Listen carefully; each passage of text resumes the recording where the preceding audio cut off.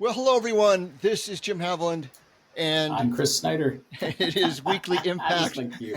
I know it. Jim, look at I do it that. different every time. I catch you off guard. I Today is was the like you. 19th of August, 2024. Sorry about that. And Kris, we've got a bunch of things to cover today, but we don't have a lay of the land episode really to cover because we were the lay of the land episode. I was super surprised. I probably should have known Jeffrey was going to do that, but it was very kind, very helpful, right, in getting this whole thing running for us. And so I'm glad that he actually shared that he's enjoyed our rundowns historically, and now we're obviously trying to do this to help others as well. Very much. Thanks. Shout out to Jeffrey. Thanks for that. And hopefully some of you will enjoy this as well. So, Kris, let's run it down. So we want to talk about, let's just go top to bottom. Founders dinners. I've seen a bunch of those talked about in social media. Some of our favorite people have been posting about them. I'm super excited about this, Kris, because this is the right thing to have happen. Yeah, it's part of the breakthrough momentum, right? Like we want to see in kind of this community of company builders that they're spending time. And there's great peer groups. I mean, as we know, we're sponsors of, and I've been EO for 13 years, and Vistage and YPO. I mean, those are good peer groups, but it's also just really cool to see people just organize themselves, right? It takes nothing but a little bit of energy and time to offer to sit down and learn a little bit more. Guys, so yeah. And Kris, I know, you'll tell me if you feel this way, but I feel like all my biggest mistakes have been made when I didn't talk to enough people before I made them. Right. So I always tell them you need more mentors, you need more community, and you need to talk to them because that'll keep you clean. Yeah, and you know, and probably one of my worst mistakes, Jim, is when I knowingly didn't talk to people, right? Like I didn't want to hear it, right? It's one of those moments where we got a couple of those between us. I know, yeah, I kind of knew better than to do it, but also didn't want to hear it, right? Like I stubborn, determined, all those things that often founders of businesses can be, and you just don't.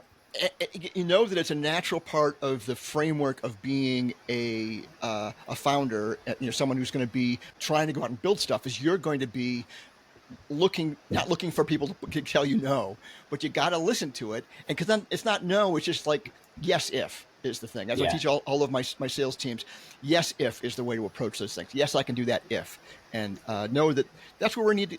You need that. You need that feedback. You need that structure. You need that the framework so you don't step in stuff. Well, and I think it was a Steve Jobs thing, right? Reality distortion. I know I have my own at times around my distorted reality, what I believe to be true versus what I know. But I think even if you get the feedback, whether you choose to take it or not, it's really important just to get it. That board of advisors that you trust, right? And the voices you go to when you need to. Build it earlier rather than later. Go there now. All right, so Kris, let's go into. I know you had a chance. I was out of town and I got some feedback from my West Coast adventures. But Encore Venture Labs had their grand opening at their new offices. The place from pictures looks beautiful. Yeah, well, and Jim, just the energy was so high, right? I'm still encouraged, and I think I put this in a LinkedIn post coming off of it. Was like it's invigorating. And no one knows what the future holds, right? But the optimism around it, like the optimism of the venture studio concept to work differently this time. And I know it's worked plenty in the past, but there's been plenty of failures in these studios as well, because it's a hard premise, right? Like you're gonna bring together ideas to people to money and just create this thing. But Andrew Rising, he got his wife was there, they had their baby there. And nice. It was a big deal. And I'm super excited for him. Well, he's put together a super sharp team. He's got some great people. I know Justin Bibbs is his promoter. You can't go any higher than that in the city of Cleveland. So, and I know we've been introducing him around because I think it's a good thing to go build. And he's found a lot of exciting things to go work on. The Water Alliance is in there. Magnet is part of what he's targeting at. So things that we could be good at here in Cleveland. So kudos for those guys. Well, one of my favorite moments, I wish you were there for, we were standing around, it was a group, I don't know, 4 or 5 people probably, and we were just catching up, and Andrew shared that he was a skeptic of business operating systems, and since working with you and First OS, nice. Right, is now he's not just a fan, I think it's fair to maybe say raving fan, because he was sharing with others around, right, how important it is. I know, and we're going to be partnering and helping all of their portfolio companies, and I think it was part of my dream coming out of 90. We worked on 90 OS. We had this idea for a more segmentable approach to an operating system, and having one that was really aimed at these folks. It's like when we're working with the folks from Encore Ventures. Some of these people are just too small, too early for EOS or for scaling up or anything like that. And so, but they should also have the support to not make the big mistakes. So Right. that's great to hear that he's preaching to all those that would hear.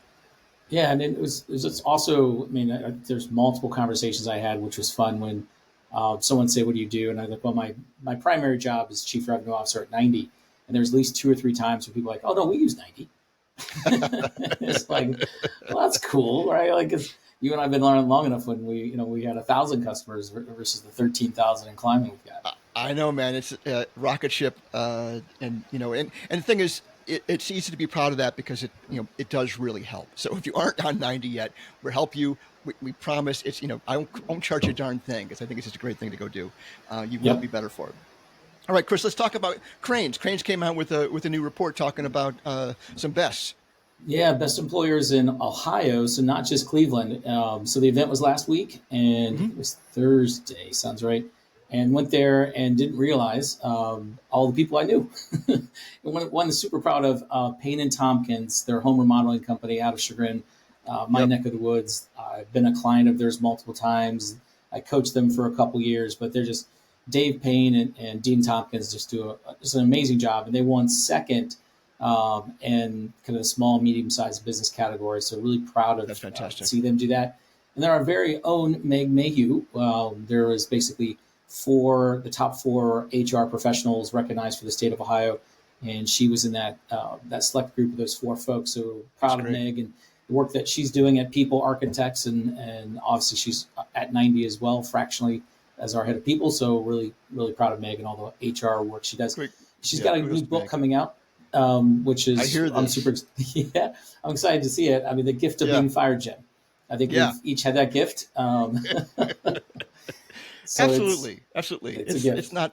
I've got good stories there for sure.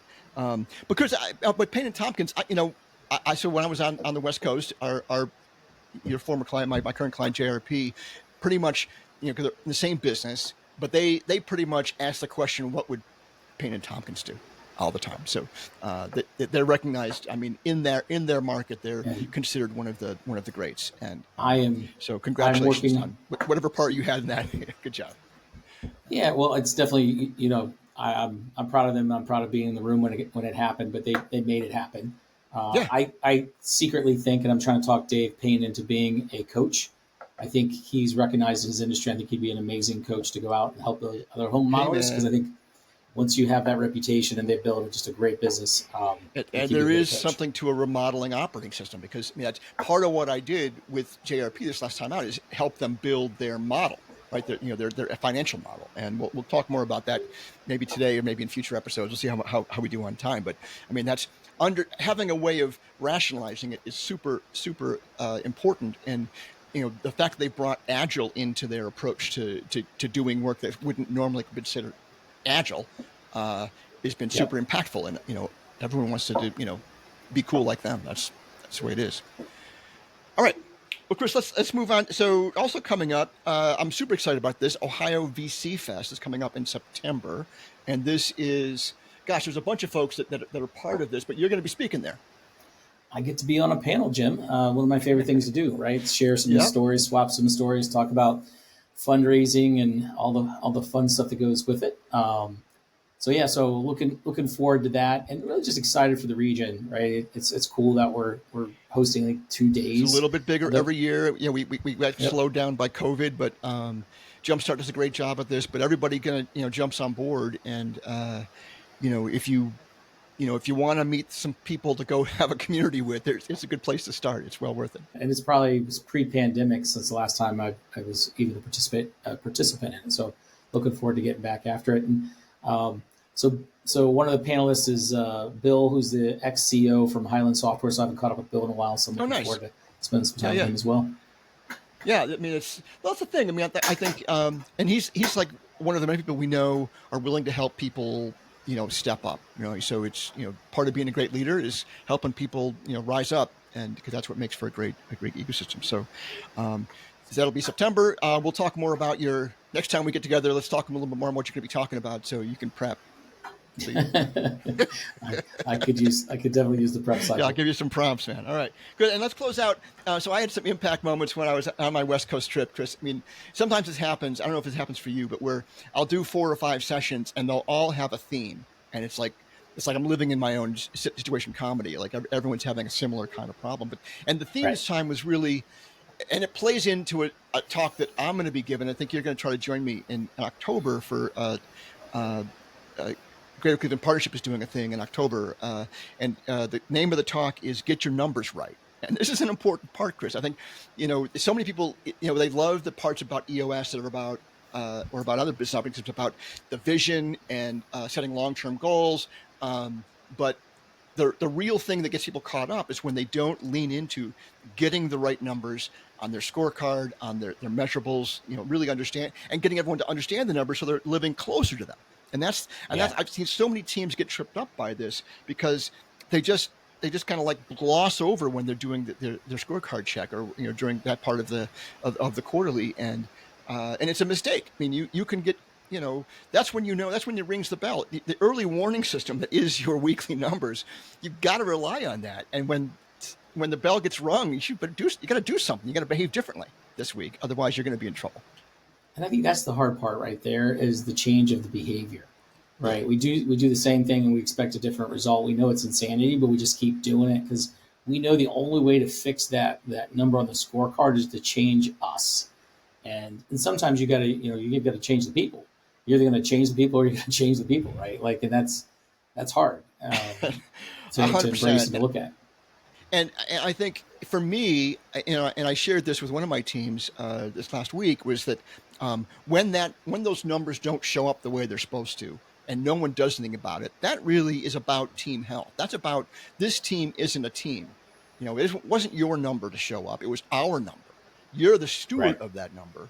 You're the one that's supposed to ring the bell. But we had an instance where someone rang the bell. It was the most important number for the quarter, and they didn't get it. And it's because nobody took ownership of solving the problem. And that was not a pretty conversation, let me tell you right now. I threw the chair, the owner threw the chair. It's not good, Chris. I don't want that for my teams. Well, look, our 5 dysfunctions of a team, right? Like we know at the basis of this is trust, and you got to not only trust each other, but you got to trust openly and honestly enough that you can say the things you need to say, which takes us into healthy conflict, right? Yeah. And to be able to, when you see that scorecard every week is off, to be helpful in the moment and have the healthy conflict so that you can actually get back to commitment, and we can get to accountability, we get to results. Like those are dysfunctions as we talk about them from Lencioni's side, but it's such an important part about how we perform.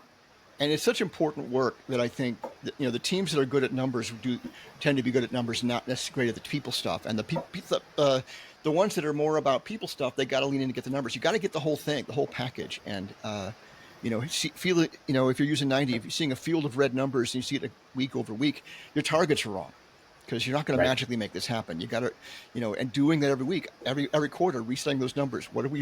What's going to tell us when things are wrong? Anyway, I can't overemphasize the fact that you got to run the business by the numbers, man. It's just the math. And I think if you embrace, and I say this often in coaching, it's just math. I'm trying to de-escalate the emotion to it and just get into the logic of it to say, look, I hear you, right? It's true. Everything you're saying is true, but it's just math. And so now we have to change the behaviors to get us to the math that we need. Otherwise, those zeros or whatever the number that's wrong is going to keep showing up, right? Yeah. And hope is not a strategy in the moment. And we just got to, as leaders, go first and enter the danger and go figure out why those are not producing the math that we need. That's it. All right, Chris. Anything else we got to cover? Man, I want to talk, not today, but maybe like figure out how to do, I really want to go into Flywheel sometime soon. Yes. Right. And specifically around community building, the Flywheel, we're feeling some momentum. But Jim, I think it'd be fun just to unpack a little bit more. From a topical perspective. 100%. I mean, I had like 3 conversations about that as well. So we'll look for more thematically driven conversations to be happen next week. All right, Chris. Thanks so much. Until next week, Jim. Until next week. Thanks, everybody. See you then.